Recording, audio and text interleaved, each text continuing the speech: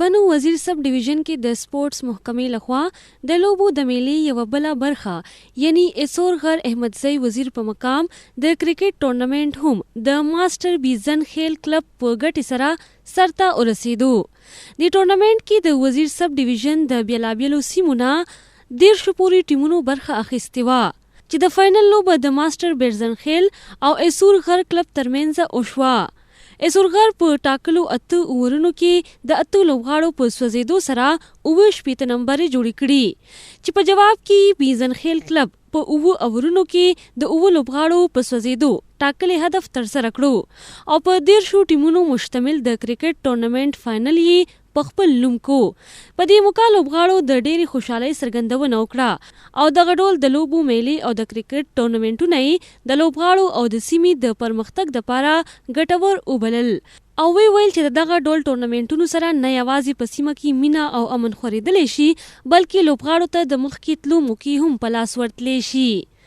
په دې موقع د ټورنمنټ خصوصي میلمه او قبایلي مشر ملک معیز خان جانی خیل وویل د بل هر چرته نه بنو وزیر سب ډیویژن کې دغه ډول د لوبو ټورنمنټونه ضروري ځکه دي چې یو خو دغه خلک د کړکېچنو حالاتو له امله زیات ځپل او زورول شوي دي او بل دغه سیمه په هره حواله رستو پاتې ساتل شوې ده چې ازالۍ د لوبو د ټورنمنټونو د لارې ممکنه ده. کرکټ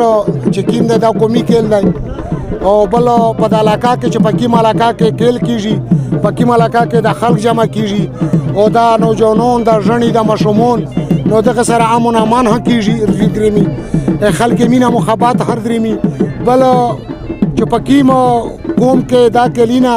یا مطلب چې مختلف کمینا دی والیبال دی کرکټ دی نور ډېر کلینا دي نو هغه علاقه امن امان هم برقرار وي نشینه هم مطلب دا چې پاک محفوظ وي ویلې چې نوجوان مشغول وي او مطلب دا چې سټم د کاروبار نه یلا کېږي بیا د کیل تر دې نو کیل ډېرې فائدې دي صحت پر هم ډېرې فائدې دي د کلی لره علاقې خلک وي پیژنګالي جوتیږي مینا محبت سره جوتیږي نور د کیل ډېرې فائدې دي ویلې چې خو وجم کټا جوړ شي محفل جوړ شي او چې محفل جوړ شي هغه سره پیژنګالي هم جوتیږي مینا محبت هم د خلک جوتیږي پیژنګالي هم جوتیږي نو مش په علاقه کې چې د کیمو د سپورټ لګیا دي نو انور الله صاحب دې زبردست زدتا زبردست هر کلاوی او زبردست خریت سیمه ته پېښ کوم دا څه په نور علاقې کې میږ ورته ویلي دي او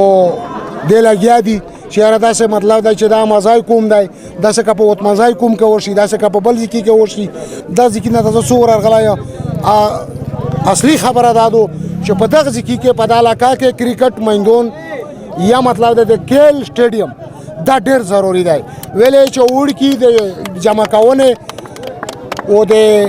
مطلب دا چې سہولت ته ګوره سہولت نشته وړ کې جمع کیږي غریبون په غا کې بروري په ټینینه کې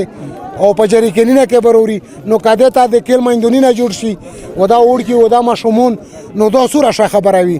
وروسته د ټورنمنټ د خصوصي میلمه ملک معیز خان وزیر سپورټس منیجر سب ډیویژن وزیر این بټنی نور الله خان او د وزیر سب ډیویژن بنو د لایو سټاک محکمې اسسټنټ ډایریکټر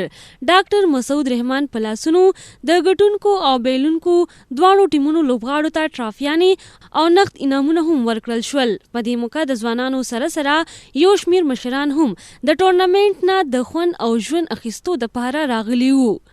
یاد دی چې د کرکټ دغه ټورنمنټ هم د وزیر سب ډیویژن دپاره د سپورټس محکمې لخوا د جوړې کړې شوي لوبو میلې برخه وه په کوم کې چې فوټبال، والیبال، رساکشي او د کرکټ نه پرته کلتوري میله هم شامله ده. خالد انیاز BW نیوز بنو.